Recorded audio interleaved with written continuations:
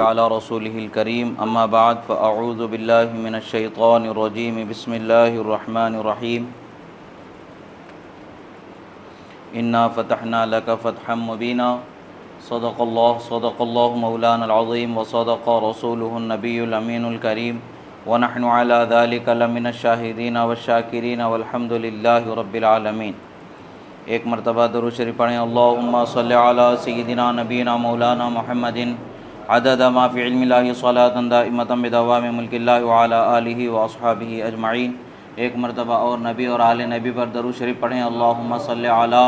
سیدنا نبینا مولانا محمد عدد ما فی علم اللہ صلاۃ دائمۃ بدوام ملک اللہ وعلی آلہ واصحابہ اجمعین۔ اللہ رب العزت کا بے پناہ شکر و احسان کہ اللہ رب العزت نے ہمیں یہ عظیم مہینہ عطا فرمایا۔ یہ وہ عظیم مہینہ ہے کہ اس کی عظمتوں کو ہم اندازہ ہی نہیں لگا سکتے اور اس کی رفعتوں کا ہم اندازہ ہی نہیں لگا سکتے۔ نہ جانے کتنی نعمتیں، نہ جانے کتنی رحمتیں اللہ تبارک و تعالیٰ اپنے بندوں پر اس مہینے میں عطا فرماتا ہے، جس کا اندازہ ہی لگایا نہیں جا سکتا، جس کا حساب و گمان ہی نہیں کیا جا سکتا۔ حاصل یہ ہے کہ سراپا رحمت بنا کر کے جو مہینہ اللہ نے ہمیں عطا فرمایا وہ مہینہ ہے رمضان المبارک کا مہینہ۔ اس مہینے میں اللہ تبارک و تعالیٰ نے بندوں کے چھوٹے چھوٹے عملوں کو قبول فرماتے ہوئے بڑے بڑے ثواب عطا فرمانے کا وعدہ فرمایا، اور بے شک اللہ تبارک و تعالیٰ وعدہ خلافی کرنے والا نہیں ہے اور نہ اس کے رسول وعدہ خلافی کرنے والے ہیں۔ بے شک اللہ تعالیٰ کا جو فرمان ہے وہ پورا ہونے والا ہے اور اس کے رسول کا جو فرمان ہے وہ پورا ہونے والا ہے۔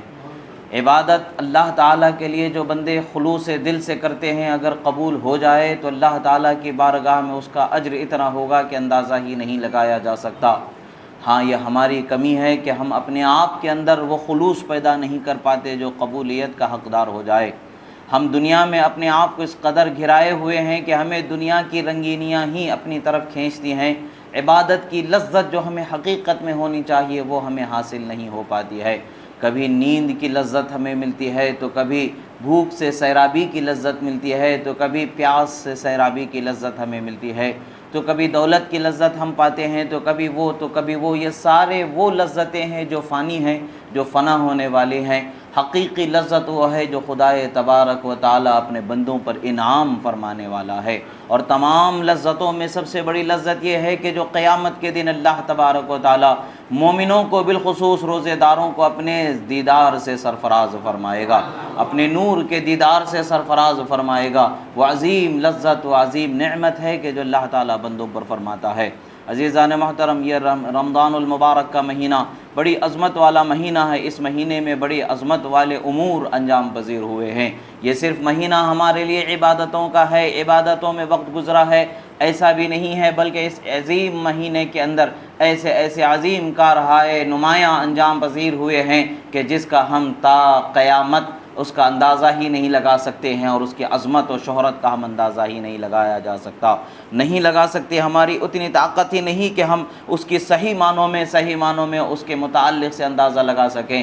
سب سے بڑی چیز تو دیکھیں کہ رمضان المبارک کا مہینہ بھی ہے، اور رمضان المبارک کے مہینے میں اللہ والوں کو دنیا سے جانا بھی اللہ نے نصیب فرمایا ہے۔ بالخصوص حضرت مولا المسلمین والمسلمات امیر المؤمنین حضرت سیدنا علی ابن ابی طالب شیر خدا فاتح خیبر حیدر کرار رضی اللہ تعالیٰ عنہ کی شہادت کا واقعہ بھی اسی مہینے مبارکہ میں ہوا ہے۔ اسی طریقے سے حضرت بی بی عائشہ صدیقہ رضی اللہ تعالیٰ عنہ کا بھی وصال ہوا ہے، حضرت بی بی خدیجۃ الکبریٰ رضی اللہ تعالیٰ عنہ کا بھی وصال ہوا ہے۔ اسی مہینے کے اندر یہ عظیم نعمتیں، یہ عظیم رفعتیں جو اللہ تبارک و تعالیٰ نے عطا فرمایا ہے، اپنے محبوب بندوں کو اللہ تبارک و تعالیٰ نے یہ نعمتیں عطا فرمائی ہے۔ بالخصوص 17ویں رمضان المبارک کو ابن ملجم بدبخت نے رسول اللہ صلی اللہ تعالیٰ علیہ وسلم کے فرمان کے مطابق اپنی بدبختی کو پہنچا۔ معاملہ کیا ہے؟ ایک مرتبہ رسول خدا صلی اللہ تعالیٰ علیہ وسلم اپنے صحابہ کرام کے ساتھ کہیں تشریف لے جا رہے تھے، اور رسول اللہ صلی اللہ تعالیٰ علیہ وسلم نے ارشاد فرمایا،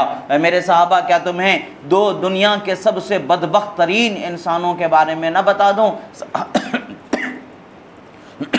صحابہ نے عرض کیا، یا رسول اللہ صلی اللہ تعالیٰ علیہ وسلم، بے شک آپ ان کے بارے میں ہمیں بتا دیں۔ اللہ کے رسول صلی اللہ تعالی علیہ وسلم نے ارشاد فرمایا، حضرت صالح علیہ السلام کی اونٹنی کو لال رنگ کا جو شخص تھا جس نے قتل کیا تھا وہ سب سے بدترین بدبخت انسان ہے۔ اور اس کے بعد حضرت مولا علی شیر خدا رضی اللہ تعالیٰ عنہ رسول اللہ صلی اللہ علیہ وسلم کے ساتھ تشریف فرما ہیں۔ رسول اللہ صلی اللہ تعالیٰ علیہ وسلم نے ان کی طرف اشارہ کر کے فرمایا، اے علی، دوسرا بدبخت ترین وہ انسان ہے جو تم کو قتل کرنے والا ہے، جو تمہیں شہید کرنے والا ہے۔ یعنی اللہ کے رسول صلی اللہ تعالیٰ علیہ وسلم نے حضرت رسول اللہ صلی اللہ تعالیٰ علیہ وسلم نے حضرت مولا علی کے شہید کیے جانے کی خبر بھی آپ کے وصال سے پہلے ہی بتا دیا، اور قتل کیا جائے گا یہ بھی بتا دیا، کس جگہ تلوار سے وار ہوگا اس جگہ پر بھی رسول اللہ صلی اللہ علیہ وسلم نے بتایا، اور بتا دیا کہ لوگوں جان لو کہ اللہ تبارک و تعالیٰ نے اپنے نبیوں کو غیب کا علم عطا فرماتا ہے، اور انبیاء غیب کی خبریں دینے والے ہوتے ہیں۔ رسول اللہ صلی اللہ تعالیٰ علیہ وسلم نے غیب کی خبر عطا فرمائی اور اس کا بیان فرما دیا، اعلان فرما دیا، بتا دیا کہ لوگوں جانو تم حضرت مولا علی کو شہید کرنے والا کون ہے، اس کو بھی بتا دیا۔ دنیا کا سب سے بدترین بدبخت انسان ہے جو حضرت مولا علی شیر خدا کو قتل کرنے والا ہے، رسول اللہ صلی اللہ تعالیٰ علیہ وسلم نے پہلے ہی بتا دیا تھا۔ اور یہی ہوا بھی کہ جب آپ کوفہ اپنا دارالحکومت بنائے تھے، آپ فجر کی نماز کے لیے تشریف لے جا رہے تھے، جمعہ کا دن تھا، 17 رمضان کی تاریخ تھی اور آپ تشریف لے جا رہے تھے۔ بعض روایتوں میں 19 رمضان کی بھی تاریخ آتی ہے، اور 17 رمضان کی تاریخ کو امام سیوطی علیہ رحمت و رضوان نے بیان فرمایا ہے۔ بہرحال رسول اللہ صلی اللہ تعالیٰ علیہ وسلم کے یہ عظیم جانثار صحابی جو والسابقون الاولون میں سے ان کا شمار ہوتا ہے، ان کی فضیلت میں یہ بھی آیا کہ پیر کے دن رسول اللہ صلی اللہ تعالیٰ علیہ وسلم مبعوث ہوئے، یعنی اعلان نبوت فرمایا، تو منگل کے دن حضرت مولا علی نے اسلام قبول فرما لیا، دوسرے ہی دن اسلام قبول فرما لیا۔ اور صحابہ کرام کی ایک کثیر جماعت اس بات پر اتفاق کرتی ہے کہ حضرت بی بی خدیجۃ الکبریٰ رضی اللہ تعالی عنہا سب سے پہلے اسلام قبول کرنے والی ہیں، ان کے بعد سب سے پہلے اسلام قبول کرنے والے حضرت مولا علی شیر خدا رضی اللہ تعالی عنہ ہیں۔ الغرض حضرت مولا علی شیر خدا والسابقون الاولون میں سے ہیں، سر فہرست جنہیں کہا جاتا ہے۔ وہ عظیم ہستی کی شہادت کا وقت آیا اور ابن ملجم بدبخت نے رسول اللہ صلی اللہ تعالیٰ علیہ وسلم کے اس عظیم جانثار صحابی پر تلوار کا وار کرتا ہے، اور آپ کے سر مبارک سے ہوتے ہوئے بہت دور تک کے سر دماغ تک کے تلوار کا حصہ پہنچ جاتا ہے، دماغ پر بھی اس کا زخم آ جاتا ہے۔ رسول اللہ صلی اللہ تعالیٰ علیہ وسلم کے یہ عظیم صحابی جانثار صحابی پے کرے صبر و وفا۔ عزیزان محترم، اگر دیکھا جائے تو یہ وہ گھرانہ ہے کہ جن کے گھر نے شہادت کو گود لے لیا، یہ کہہ دیا جائے تو بے جا نہ ہوگا کہ حضرت علی شہید، حضرت امام حسن شہید، حضرت امام حسین شہید، حضرت امام حسن کے شہزادے بہت سارے وہ بھی شہید، حضرت امام حسین کے شہزادے وہ بھی شہید، حضرت مولا علی کے چچا حضرت حمزہ رضی اللہ تعالیٰ عنہ وہ بھی شہید۔ الغرض دیکھا جائے تو پورے کے پورے کنبے نے شہادت کو گود لے لیا، یہ کہا جائے تو بے جا نہ ہوگا، یہ پورے کا پورا گھرانہ شہادت پانے والا گھرانہ ٹھہرا ہے۔ عزیزان محترم، اس عظیم گھرانے کے اسلام پر عظیم ایسے احسانات ہیں جو قیامت تک کے نہ چکائے جا سکتے ہیں۔ نہ احد کی شہادت حضرت حمزہ کا احسان چکایا جا سکتا ہے، نہ حضرت مولا علی کی شہادت کا احسان چکایا جا سکتا ہے، نہ حضرت امام حسن کی شہادت و اثار و قربانی کا احسان چکایا جا سکتا ہے، نہ حضرت امام حسین شہید کربلا کی شہادت کا احسان چکایا جا سکتا ہے، نہ حضرت علی اصغر کی شہادت کا احسان چکایا جا سکتا ہے، نہ حضرت علی اکبر کی شہادت کا احسان چکایا جا سکتا ہے، نہ حضرت عباس علمبردار کی شہادت کا احسان چکایا جا سکتا ہے۔ پتہ یہی چلتا ہے کہ اسلام پر ایک عظیم ترین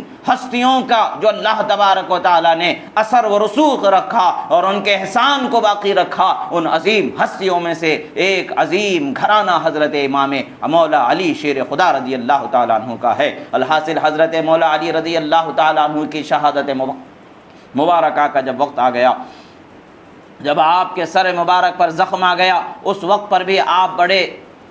صبر کے ساتھ آپ نے اپنے شہزادوں کو وصیت فرمائی کہ میرے شہزادوں یعنی حضرت امام حسن و امام حسین کو آپ نے وصیت فرمائی کہ دنیا کے پیچھے نہ دوڑنا، دنیا اگرچہ تمہارے قریب آ جائے دنیا کے پیچھے نہ دوڑنا، اللہ کے خوف کو کبھی اپنے ہاتھوں سے نہ جانے دینا، آخرت کی تیاری میں ہمیشہ رہتے رہنا۔ اور یہی وہ کلمات مبارکہ کا مفہوم ہے جو حضرت مولا علی شیر خدا رضی اللہ تعالیٰ عنہ نے بیان فرمایا۔ الحاصل حضرت مولا علی رضی اللہ تعالیٰ عنہ اسی زخم کی حالت میں آپ 2 دن تک کے اسی حالت میں رہے۔ جمعہ کی فجر میں آپ کے سر مبارک پر زخم آیا تو جمعہ کا دن پورا گزرا، سنیچر کا دن پورا گزرا، اور اتوار کے رات میں آپ شہادت پائے اور آپ کو غسل دیا گیا، پھر آپ کو دفنایا گیا۔ عزیزان محترم، حضرت مولا علی رضی اللہ تعالیٰ عنہ کی شہادت بھی اسی مہینے میں ہوئی، اور آج ہم جو ہماری تاریخ کے حساب سے ہم آج دیکھتے ہیں تو 20 رمضان المبارک کا جو دن ہے آج کا یہ دن، یہ وہ عظیم دن ہے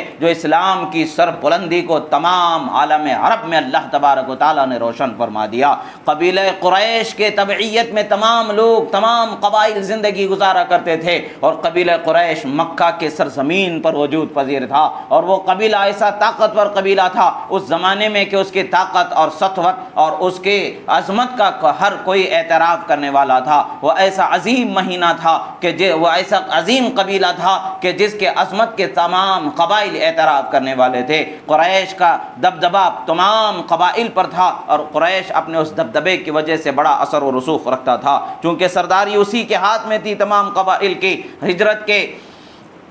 8ویں سال رسول اللہ صلی اللہ تعالیٰ علیہ وسلم نے مکۃ المکرمہ کی طرف رخ فرمایا۔ معاملہ کیا ہوا تھا؟ آخر فتح مکہ کا جو معاملہ ہوا ہے وہ معاملہ کیسا ہوا ہے؟ اس سے پہلے نبوت کے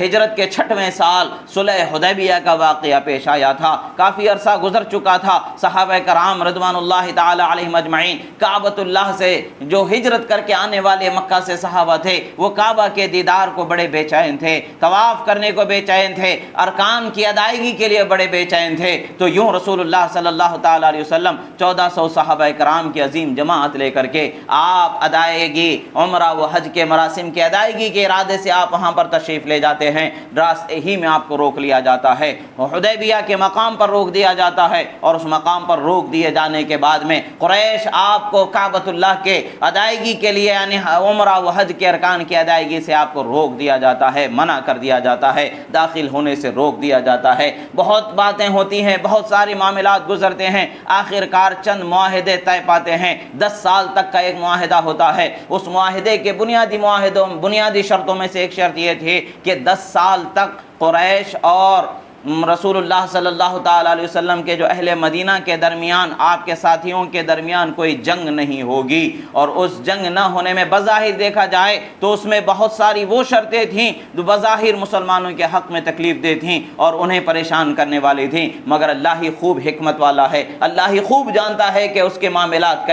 کس طریقے سے پورے ہوتے ہیں، وہی بہتر جاننے والا ہے۔ بہرحال رسول اللہ صلی اللہ تعالیٰ علیہ وسلم نے معاہدہ فرمایا۔ اس معاہدے میں ایک یہ بھی معاہدہ تھا کہ عرب کے دیگر قبائل میں سے جس قبیلے کو چاہے اختیار ہے کہ وہ قریش مکہ کے ساتھ ہو جائے یا محمد عربی صلی اللہ تعالیٰ علیہ وسلم کے ساتھ ہو جائے، ہاں جس کے بھی ساتھ ہو جائے، ادھر والوں کے ساتھ کسی بھی قسم کا جھگڑا نہیں کریں گے۔ معاملہ یہ ہوا، طے ہو گیا، معاملات ہو گئے، 10 سال تک کا جنگی معاہدہ ہو چکا تھا کہ جنگ نہیں کی جائے گی۔ آخر کار ایک وقت وہ بھی آتا ہے کہ بنی خزاعہ ایک قبیلہ تھا اور بنو بکر ایک قبیلہ تھا، ان دونوں کے درمیان بڑی تکلیف دہ حالت ہوا کرتی تھی، بڑے جھگڑے اور لڑائیاں ہوا کرتے تھے، اور بنی خزاعہ رسول اللہ صلی اللہ تعالیٰ علیہ وسلم کے ساتھ ہو گیا تھا قبیلہ، اور بنی بکر قریش مکہ کے ساتھ ہو چکا تھا۔ قریش مکہ کی حمایت پا کر کے جب اس نے دیکھا کہ معاملہ تو ایسا ہے کہ ہمارا ہی دبدبہ ہے، اس نے بنی خزاعہ کے اوپر حملہ کر دیا اور کثیر نوجوانوں کو، عورتوں کو اس قبیلے والوں نے قتل کر دیا۔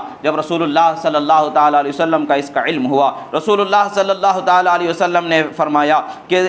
رسول اللہ صلی اللہ تعالیٰ علیہ وسلم نے فرمایا کہ 3 شرطیں ان کے سامنے رکھی۔ 3 شرطوں میں سے ایک شرط تو یہ تھی کہ رسول اللہ صلی اللہ تعالیٰ علیہ وسلم نے فرمایا کہ بنو خزاعہ کے مقتولین کا خون بہا ادا کر دیا جائے، یعنی جتنے لوگ مارے گئے ہیں ان کے بدلے، ان کی جان کے بدلے مال دے کر کے ان کے گھر والوں کو سکون پہنچا دیا جائے۔ یا پھر دوسری شرط یہ رکھی کہ بنو نفاسہ جس کی حمایت سے دستبردار ہو جائے. یعنی جو بنو بکر کی ایک شاخ بنو نفاسہ بھی تھا تو ایک قبیلہ تھا تو اسی کی ایک شاخ تھی, تو اس کی حمایت سے تم دستبردار ہو جاؤ, ہم ان کا معاملہ اپنے آپس میں طے کر لیں گے کہ بھئی یہ ہماری حمایت میں نہیں, ان سے ہمارا تعلق نہیں, آپ اعلان کر دو. یہ بھی نہیں ہوا. تیسرا رسول اللہ صلی اللہ علیہ وسلم نے فرمایا کہ اعلان کر دو کہ حدیبیہ کا جو معاہدہ تھا وہ معاہدہ ٹوٹ گیا. رسول اللہ صلی اللہ علیہ وسلم نے 3 شرطیں ان کے سامنے رکھیں. پہلی شرط تو سب سے بہترین امن اور سلامتی والی شرط رسول اللہ نے رکھی کہ جن جن لوگوں کو مارا گیا ہے ان کے جان کا بدلہ, ان کا خون بہا پیسہ دے کر کے بدلہ پورا کر دیا جائے. یا پھر وہ قبیلہ جس نے ان کو مارا ہے اس سے تم اپنی حمایت سے دستبرداری کا اعلان کر دو, وہ لوگ جو ان کے مقتولین ہیں ان سے حمایت کی دستبرداری کا اعلان کر دو, ہم اپنے خون کا بدلہ خون لے لیا جائے گا. اور یا پھر اگر ایسا نہیں ہے تو تیسری شرط ہے کہ تم یہ اعلان کر دو کہ صلح حدیبیہ کا جو معاہدہ تھا اس معاہدے کو ہم نے توڑ دیا ہے. حالانکہ یہ معاہدہ توڑنا ہی ہوا تھا. معاہدہ یہ تھا کہ حضرت رسول اللہ صلی اللہ علیہ وسلم کے حمایت میں جو بھی قبیلہ ہوگا یا رسول اللہ صلی اللہ علیہ وسلم کے جو بھی ساتھی ہوں گے, ان سے مکہ جو قریش ہیں وہ جھگڑا نہیں کریں گے, جنگ نہیں کریں گے, مار کاٹ نہیں کریں گے, اور رسول اللہ اور ان کے حمایتی ان کے ساتھ مار کاٹ نہیں کریں گے, جنگ نہیں ہوگی, جھگڑا نہیں ہوگا. جبکہ یہ معاہدہ ہوا تھا اور معاہدے کی خلاف ورزی اسی کی طرف سے, اسی قبیلے کی طرف سے ہو جاتی, انہی کی طرف سے ہو جاتی ہے. جب ان کی طرف سے خلاف ورزی ہو گئی پھر بھی رسول اللہ صلی اللہ تعالیٰ علیہ وسلم نے, معاہدے کا مطلب یہ ہوتا ہے کہ جو بھی ایک شرط ٹوٹ جاتی ہے تو کل کا کل معاہدہ وہاں پر اس کا کوئی اعتبار باقی نہیں بچتا ہے. پھر بھی رسول اللہ صلی اللہ علیہ وسلم نے صبر و تحمل کے ساتھ رسول اللہ صلی اللہ علیہ وسلم نے انہیں اعلان فرمایا. 3 شرطیں ان کے سامنے رکھی. ایک تو یہ کہ تم خون بہا دے کر کے تم اپنے اس فساد کے وجہ سے اپنے ندامت کا اظہار کر لو, خون بہا دے دو, معاملہ ختم کر دو, رفع دفع ہو جائے گا, آگے جھگڑا نہیں ہوگا. نہیں ہے تو خون بہا نہیں دے سکتے ہیں تو جن لوگوں نے قتل کیا ہے اس قبیلے سے تم اپنے دستبرداری کا اعلان کر دو, ہم ان کے ساتھ اپنا جو معاملہ ہے وہ ہم دیکھ لیں گے کس طریقے سے ہمارے مقتولین کا بدلہ لیا جانا ہے. جب یہ بھی نہیں کر سکتے ہو, نہ ان سے حمایت سے دستبرداری کا اعلان کر سکتے ہو, نہ خون بہا دینا چاہتے ہو, تو اتنا کہہ دو کہ جو معاہدہ صلح حدیبیہ کا ہوا تھا وہ معاہدہ اب باقی نہیں رہا, اس معاہدے کے توڑنے کا اعلان کر دو. جب یہ بات ہو گئی تو وہاں پر جو ہے رسول اللہ صلی اللہ تعالیٰ علیہ وسلم کے ان شرطوں کو جب پیش کیا گیا, قریش جو مکہ کے تھے ان لوگوں کی طرف سے یہ اعلان ہوا کہ تیسری شرط کے علاوہ ہمارے پاس کوئی بھی دوسرا راستہ ہی نہیں ہے, ہم کوئی دوسرے راستے کو نہیں مانیں گے. یعنی ہم نہ خون بہا دیا جائے گا, نہ وہ قبیلے سے دستبرداری کا اعلان کیا جائے گا. ہاں ہماری طرف سے اعلان ہوگا تو صرف یہ ہے اعلان ہوگا کہ صلح حدیبیہ کا معاہدہ ٹوٹ گیا ہے, اس معاہدے کو توڑ دیا گیا ہے. جب اس معاہدے کو توڑ دیا گیا رسول اللہ صلی اللہ تعالیٰ علیہ وسلم کے پاس جب یہ بات پہنچ گئی, رسول اللہ صلی اللہ تعالیٰ علیہ وسلم نے اپنے صحابہ کرام کو جمع فرمایا اور آپ نے بڑی جنگی حکیمانہ چال آپ نے چلی وہاں پر, بڑے شاندار طریقے سے آپ نے جنگی چال وہاں پر چلی, اور وہ جنگ کا کس طریقے سے معاملہ ہونا تھا, کیسا نقشہ کھینچا جانا ہے اور کس طریقے سے عمل کیا جانا ہے,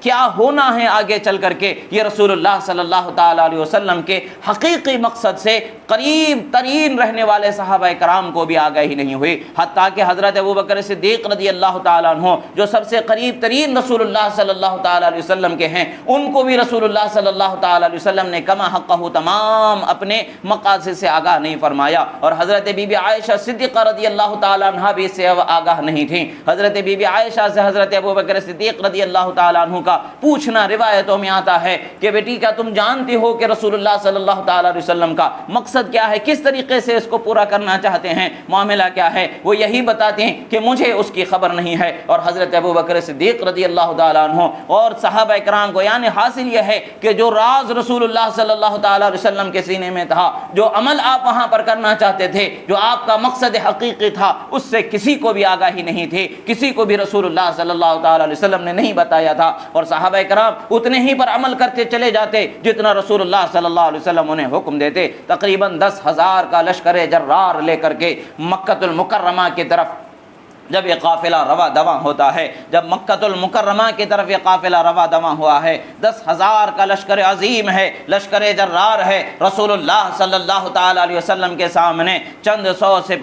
سو ایسے فوجی دستہ ہے جو ہرے لباس میں ہیں, ہرے جھنڈے لیے ہوئے ہیں, اور گھوڑوں پر سوار رسول اللہ صلی اللہ علیہ وسلم کے سامنے سے گزر رہے ہیں. اور رسول اللہ صلی اللہ تعالیٰ علیہ وسلم سیاہ امامہ باندھے ہوئے گزر رہے ہیں, شان سے گزر رہے ہیں. حالت یہ ہے کہ زمین تھر تھراتی نظر نظر آ رہی ہے، آسمان لرزتا نظر آ رہا ہے۔ اللہ کے عظیم پیغمبر، اللہ کے عظیم محبوب محمد عربی صلی اللہ تعالی علیہ وسلم اپنے پورے جاہ و جلال کے ساتھ، اپنے پوری شان و شوکت کے ساتھ کعبۃ اللہ شریف کی طرف تشریف لے جا رہے ہیں۔ دیکھنے والوں نے راستے میں جب اس منظر کو دیکھا، جب اس عظمت کو دیکھا، فجر کا ایک وقت آیا ہے، روایت میں آتا ہے کہ ابو سفیان بھی اسی منظر کو دیکھ کر کے جب تھر تھرا گئے، اور وہ حضرت عباس رضی اللہ تعالیٰ عنہ سے ان سے بڑے دوستانہ تعلقات تھے، انہوں نے ان کے پاس جا کر کے امان طلب کر لی، اور رسول اللہ صلی اللہ تعالی علیہ وسلم کے پاس لے جانے کا انہوں نے جو ہے وہ ان سے گزارش کی۔ وہ امان دے چکے تھے، جب رسول اللہ صلی اللہ علیہ وسلم کے پاس انہیں لے کر کے آیا گیا،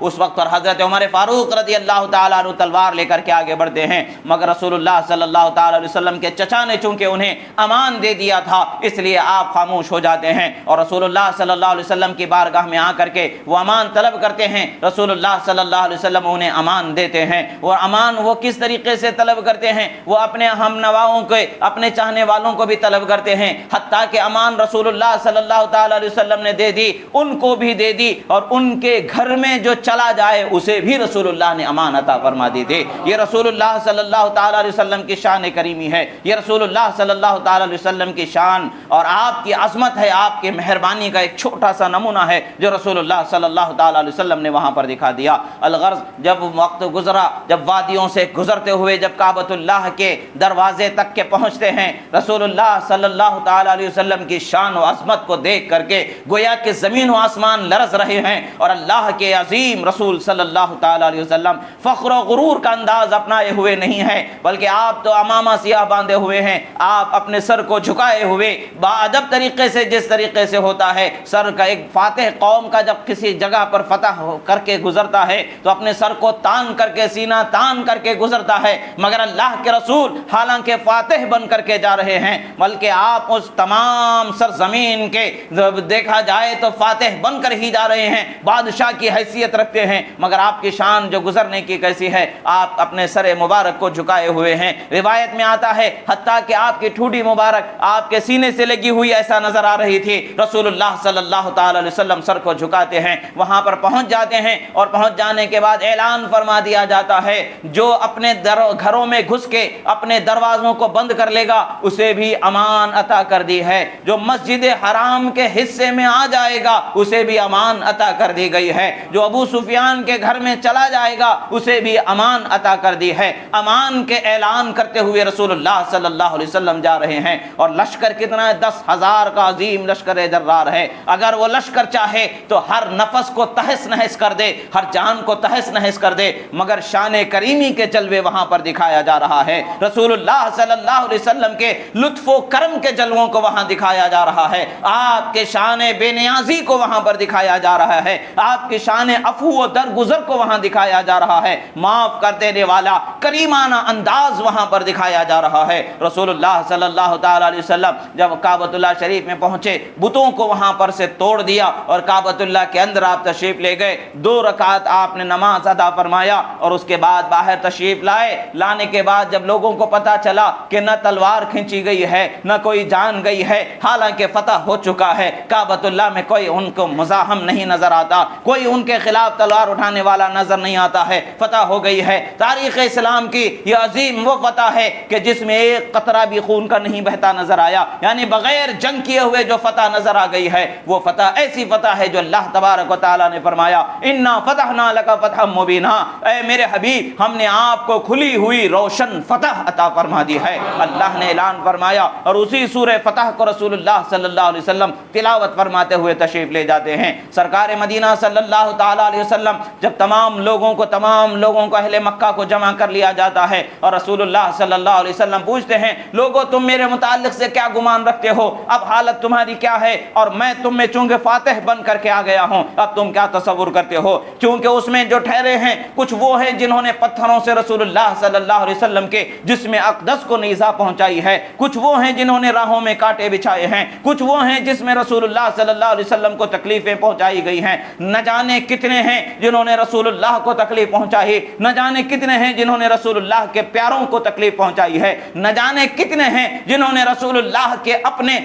بلکہ ان کے چچا حضرت حمزہ کی شہادت میں جن کا حصہ ہے، جن کا ہاتھ ہے، کثیر کثیر لوگ جمع ہیں، اپنے اعمال کو دیکھ کر کے وہ لرز رہے ہیں کہ نہ جانے اب ہمارے ساتھ کیا سلوک کیا جائے گا، نہ جانے اب ہمارے ساتھ کیا حکم کیا جائے گا، نہ جانے ہم پر اب کیا اعلان ہوگا، مگر وہ جانتے نہیں ہے کہ سامنے ان کے وہ ہے جسے رحمت للعالمین بنا کر کے رب تعالیٰ نے بھیجا ہے، سامنے ان کے وہ ذات ہے جسے اللہ نے رؤوف الرحیم بنا کر کے بھیجا ہے۔ رسول اللہ صلی اللہ تعالیٰ علیہ وسلم نے ان کی طرف توجہ فرما کر کے ان کے ارادے کو جاننا چاہا، ان سے پوچھنا چاہا اب معاملہ کیا ہے۔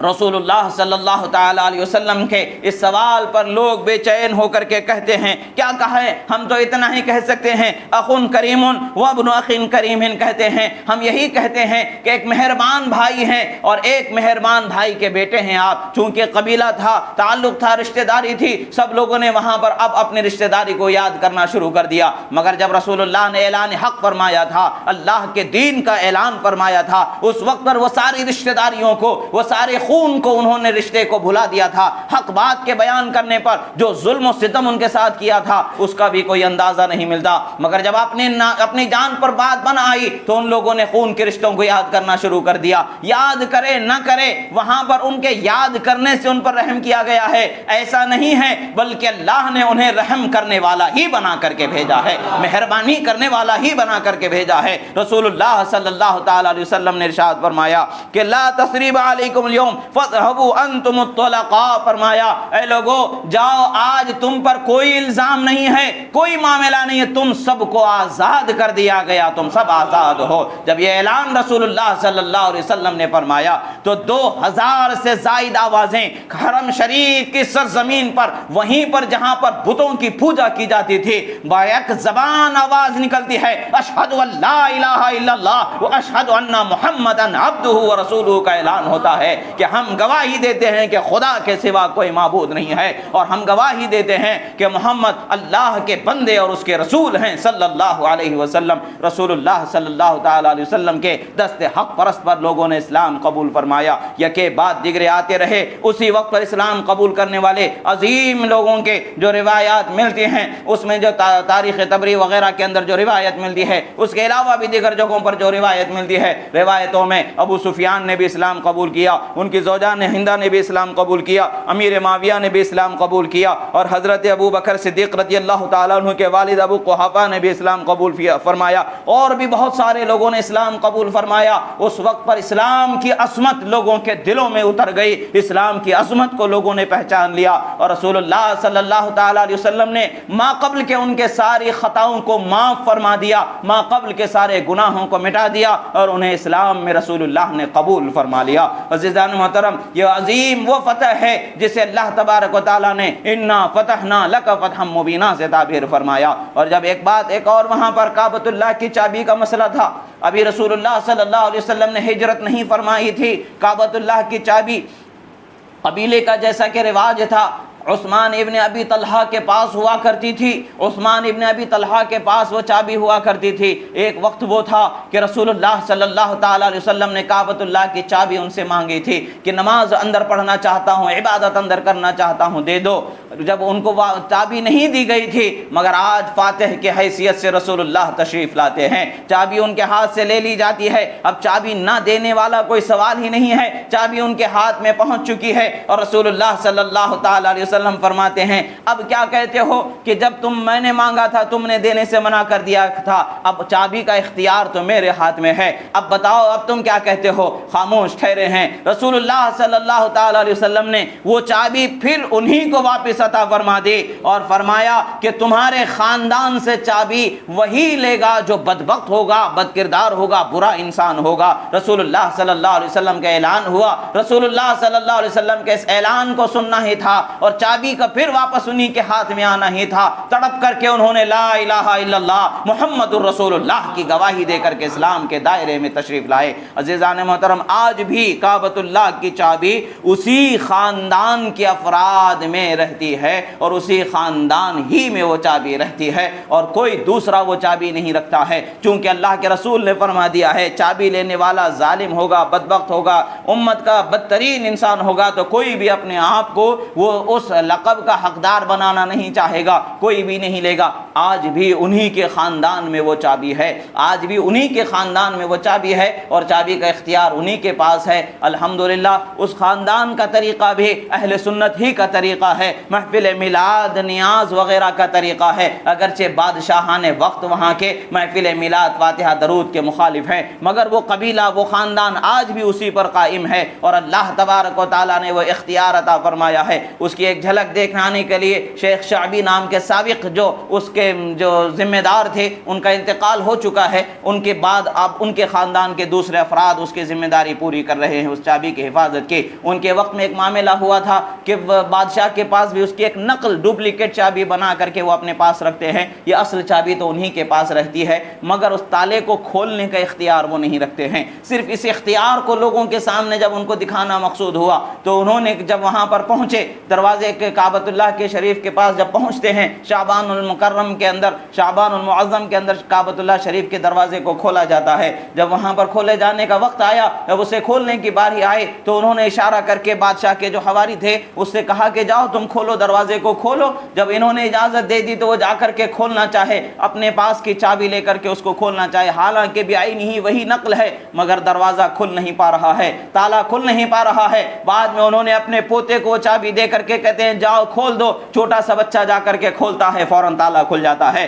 بتانا یہ ان کا مقصود تھا تم ڈپلیکیٹ چابی بنا کر کے بھی کعبۃ اللہ کے تالے کو کھولنے کا اختیار نہیں رکھتے ہیں، رسول اللہ نے وہ اختیار ہمارے ہی قبیلے کو عطا فرمایا ہے اور قیامت تک کے وہ اختیار رہنے والا ہے، کوئی اختیار وہ عطا مصطفیٰ کو چھیننے والا نہیں ہو سکتا ہے۔ بظاہر بہت کچھ لینے سے کچھ نہیں ہوتا ہے، حقیقی شان جو اللہ اور اس کے رسول سے ملتی ہے وہ شان تو کوئی چھین نہیں سکتا ہے، وہ رفعت تو کوئی چھین نہیں سکتا ہے۔ عزیزان محترم، ہمارے اس عظیم مہینے میں رمضان المبارک کے عظیم مہینے میں عظیم کارہائے نمایاں انجام ہوئے ہیں۔ یہ اسلام کی وہ عظیم فتح تھی کہ جس میں کوئی جنگ نہیں ہوئی، جس میں کوئی خون نہیں بہایا گیا، جس میں کسی پر ظلم نہیں کیا گیا، بلکہ ظلم کرنے والوں کو معافی عطا فرما دی، آزادی عطا فرما دی، سب لوگوں کو خوشبختی کا اعلان فرما دیا، سب لوگوں کے لیے آزادی کا اعلان فرما دیا گیا۔ یہ ہمارے آقا صلی اللہ تعالی علیہ وسلم کی شان کریمی کی ایک چھوٹی سی جھلک میدان حرم میں دیکھا گیا اور انشاءاللہ کل قیامت میں اور بھی جھلکیں اللہ تعالیٰ دکھائے گا۔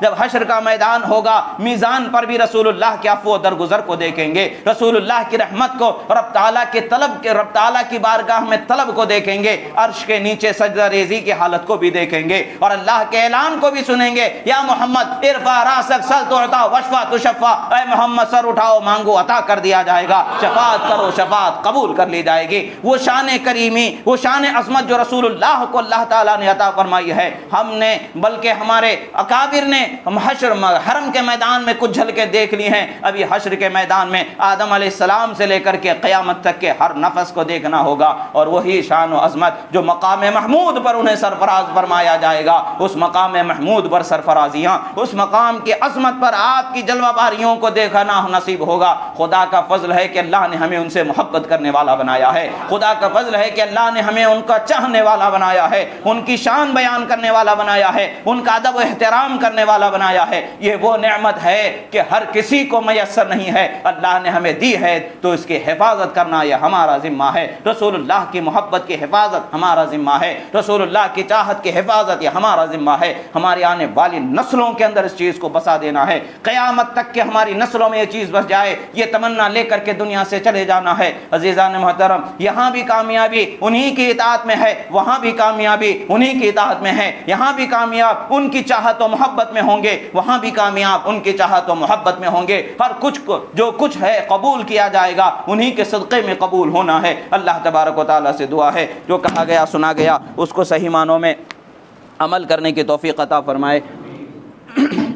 جو کہنے میں سننے میں جو غلطی ہوئی اللہ تعالیٰ اسے معاف فرمائے، پروردگار جو کچھ درست فرمایا درست کہا گیا اسے قبول فرما، اور ہمیں دنیا و آخرت کی کامیابی عطا فرما، ہمارے روزوں کو ہماری عبادتوں کو قبول فرما، پروردگار ہمارے گناہوں کو معاف فرما، پروردگار ہمیں دنیا و آخرت کی بہتری عطا فرما، جہاں کہیں بھی ظلم ہو رہا ہے مولا ظالموں کو نیست و نابود فرما، مظلوم مسلمانوں کی مدد فرما، مظلوم مسلمانوں کی مدد فرما، ہماری مساجد کی ہمارے مقدس مقامات کی حفاظت فرما، ہمارے علاقوں کی حفاظت فرما، پروردگار ہر قسم کی آفت و بلا مصیبت سے محفوظ فرما، ہمارے اس علاقے کو بھی اپنے رحم و کرم سے محفوظ فرما، پروردگار ہمارے علاقے میں سوکھا گرمی زیادہ ہے مولا اپنے کرم سے بارشیں عطا فرما، اپنے رحم سے بارشیں عطا فرما، ہمیں ہماری ضرورتوں کو پورا کرنے والا پانی عطا فرما، ہمیں پانی کے عذاب سے محفوظ فرما، پانی کے نقصان سے محفوظ فرما، پروردگار ہماری ضرورت کو پورا کرنے والا نفع بخش برکت والا پانی عطا فرما۔ اقول قولی ھذا استغفر اللہ لی ولکم ولسائر المؤمنین وما علینا الا البلاغ المبین برحمتک یا ارحم الراحمین۔